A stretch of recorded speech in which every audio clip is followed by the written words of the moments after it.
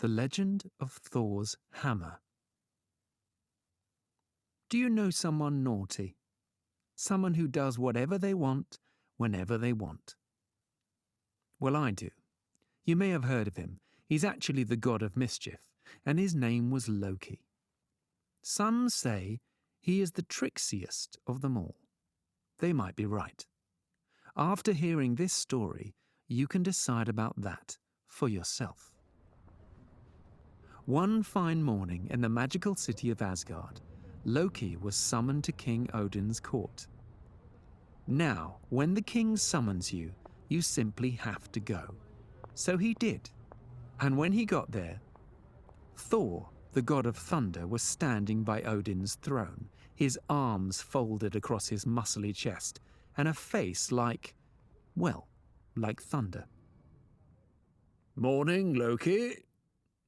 Odin nodded respectfully. "Any idea why I summoned you here this fine morn?" "Haven't the foggiest," said Loki, bowing to Odin and Thor. "But may I say that it is always a pleasure to see you both—" "Cut it out, Loki," boomed Thor. "Why did you do it?" "What's that?" said Loki, smiling nervously. "Sorry?" Odin shot Thor some serious eye daggers. "Loki, as you can see, Thor is most angrified." "I can see that," said Loki, smiling. It was one of his favourite things, to watch people stew. "Thor is angry, Loki, because he believes that you cut off Sif's hair when she was sleeping." Loki couldn't help himself, but let out a snigger.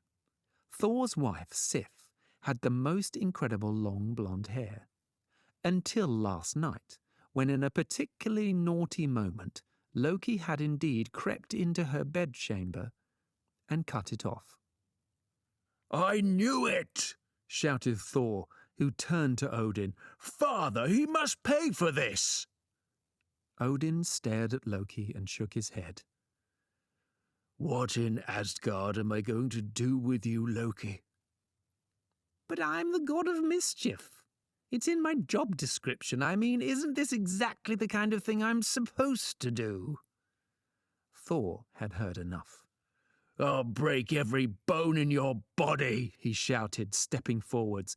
Loki shrank away. He was starting to think he'd been a little foolish to upset the god of thunder.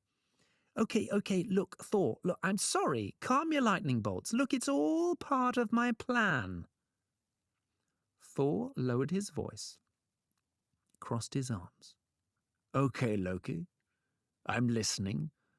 What plan do you speak of, you snivelling fool?" "You always did have a way with words, Thor," said Loki, trying to lighten the mood. "I will present to thee the Lord of Thunder—" "God of Thunder!" Yes, blah, blah, blah, thunder, whatever. I'll bring you the most incredible gifts."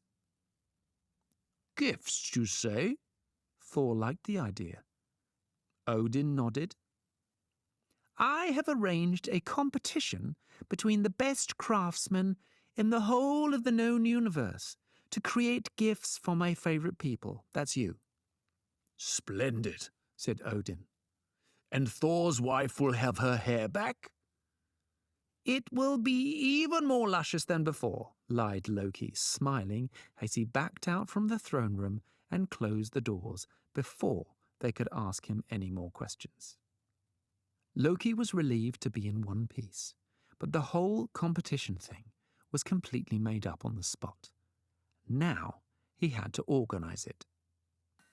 Loki wasted no time and travelled to the mountain kingdom of the dwarves, the finest craftsmen in the 9 realms. There he met the sons of Ivaldi, 2 brothers widely regarded as the best. He told them that 2 other dwarves, Brock and Eitri, had challenged the brothers to make gifts for the Norse gods. Loki told them that the winner would be well rewarded and, more importantly, would become crowned by Odin as the best ever. Loki then made sure that One of the gifts the brothers would create was Sif's golden hair. That way, whatever happened, Thor wouldn't break every bone in his body. Loki's next visit was to Brock and Eitri. He told them that the sons of Ivaldi had set the challenge. But Brock and Eitri weren't fooled so easily. They knew Loki was a trickster, and they only agreed to take part in the competition if Loki put his own head on the line. Loki had no choice but to agree that if Brock and Eitri won the competition, that his head would be theirs. Both sets of dwarves started working on their gifts, but of course now Loki, not wanting to lose his head in the bargain, had to make sure the sons of Ivaldi won the competition. As always, Loki had a cunning plan. He transformed himself into a fly and flew into the workshop of Brock and Eitri. Now Brock was in charge of the bellows, which meant he had to keep the air pumping into the furnace. If it stopped for a split second, the treasures they were forming from molten metal would be ruined. Loki, as the fly, buzzed in and bit Brock on the neck, but Brock carried on. Loki was annoyed and tried again, this time biting Brock on the arm. But yet again the dwarf carried on. Loki was surprised at the little fellow's strength, but he had an idea. He flew right up to Brock's face, landed on his eyelid, and bit as hard as he could.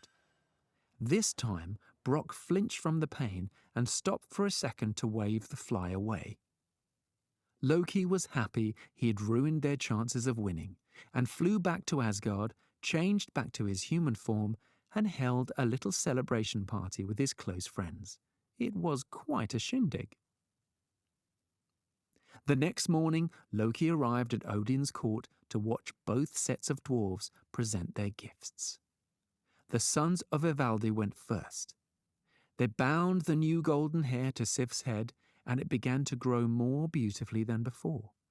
Loki breathed a huge sigh of relief, and Thor nodded to him with respect. Next, the dwarves presented Odin with a magnificent spear that could cut through anything, and the third gift was a small cloth that could unfold into a mighty ship. It was Brock and Eitri's turn to present the treasures they had created, and Loki was confident that they would lose, of course. The first gift was a golden boar who could pull a chariot through the sky faster than any horse. The second was a magical golden arm ring, a very valuable and beautiful thing. Finally, for Thor, they had made a magical hammer called Mjolnir. Loki laughed. "Who gives a god a silly hammer as a gift?"